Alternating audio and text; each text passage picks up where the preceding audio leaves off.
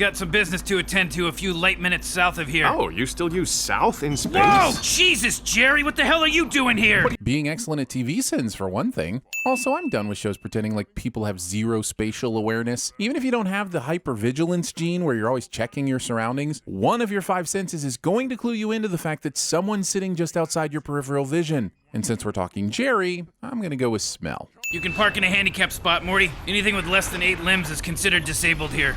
Of course, no one knows where to park because they apparently don't even mark the spaces. Also, not having some sort of hover vehicle parking is just inefficient planning. There should be roof parking with boxed areas for vertical takeoff vehicles that don't need all the extra space to drive around. The FERPROC design committee sucks. Also, looks like you've got Glizcut over here and then Puiza 2 doors down. And that's more poor strip mall planning to have 2 pizza places that close to each other. And honestly, it might be 3, because I could be convinced a place called Dumpy Stump sells pizza as well. This works. Help me. What the hell? I know, right? Even though we know there are multiple versions of all our characters, I'm counting at least 25 Jerrys in here. Is the show suggesting that a couple dozen Ricks need to ditch Jerrys at the same time when we know most Ricks aren't going to want Jerry around in the first place? And yes, I know the asteroid is cross-temporal, which is just Rick and Morty's for, we wanted to make a joke here, so maybe this will make it okay? You know what those guys do in their fancy boardrooms? They take their balls and they dip them in cocaine and wipe them all over each other. Rick is a liar. 8-balling is a myth and he should know that. Those pictures of me were clearly fakes, including a period in your hashtag. Also, when your vocation is life extermination, I'm guessing you're going to just go ahead and leave the geo-tracker feature off of the business card for exactly the reasons the show later confirms. Yeah, sure. I mean, if you spend all day shuffling words around, you can make anything sound bad. My theory for when I'm trying to force a sin on a show that probably isn't really a sin, but damn, the joke would be so funny and meta, somehow makes it into this episode. Here, check this out.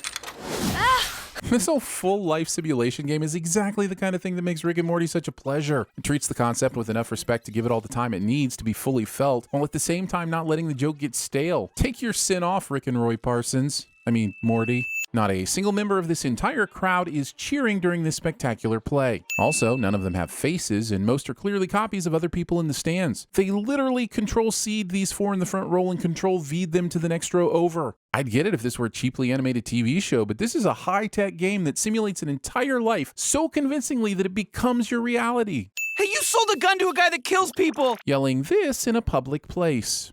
Yeah, that's the difference between you and me, Morty. I never go back to the carpet store. All right, since Rick is taking a turn now, we have to talk more about this game, because how can he have awareness of both the world around him and the living simulation if it's fully encompassing? Also, is this game only for humans? The character is human, and that helmet wouldn't fit 90% of the other clients at this discount Dave & Buster's. There's no way that this would be profitable. And finally, if the game simulates a 55-year life, how is it also showing the player's decisions in real time on the screen? Wouldn't that mean it would take 55 actual years to play?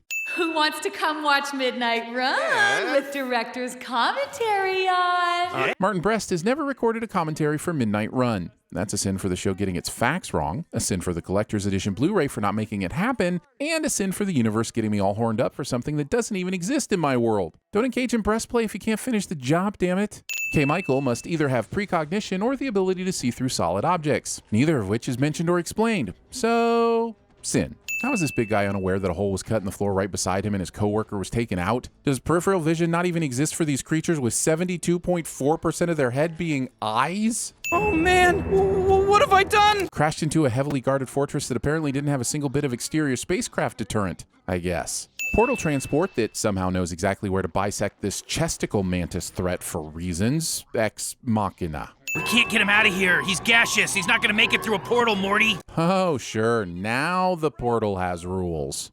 Open fire! Oh, I see my mistake now. I did some fake research, and apparently the company that makes the portal gun is literally titled Ex Machina Inc. It's like the whole purpose of this gun, apparently. Fair enough, I'll take back all the portal sins we've ever done. And by take back, I obviously mean double. Also, this room fills up with water even though there's a giant hole in the wall where Morty drove the ship through a few minutes ago. Rick! Yeah. These guards apparently attended the Promethean Nebula school of just standing around and not shooting your guns even though you're about to die. Or, if you still have that gun K. Michael dropped, we could finish the job and go home. You do understand I'm telepathic, right? Not sure why this matters since Rick is saying everything out loud and not with his mind. It's how things should be. It's how they could be. I could not agree more. This psychedelic Unity musical number that is like the Doctor Strange's Open Your Eye scene, but less about the astral projection and more about butts, goes on for some time. We now interrupt this masturbatory reference to a different episode with some news position. News position, a TV crutch so useful even Rick and Morty can't help but do it. Sorry, Rick.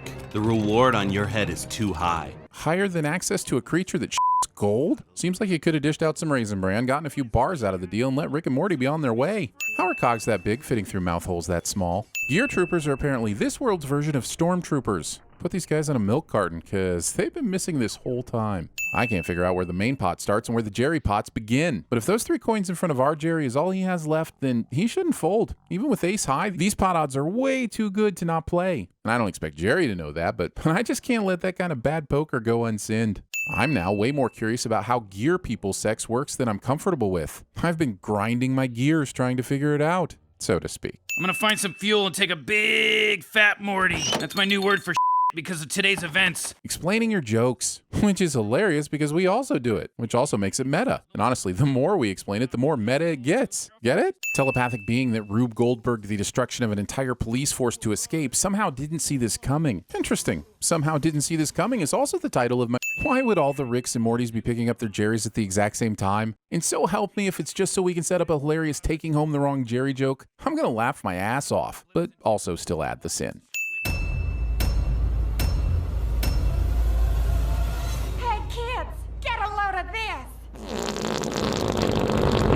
They take their balls and they dip them in cocaine. I wanna dip my balls in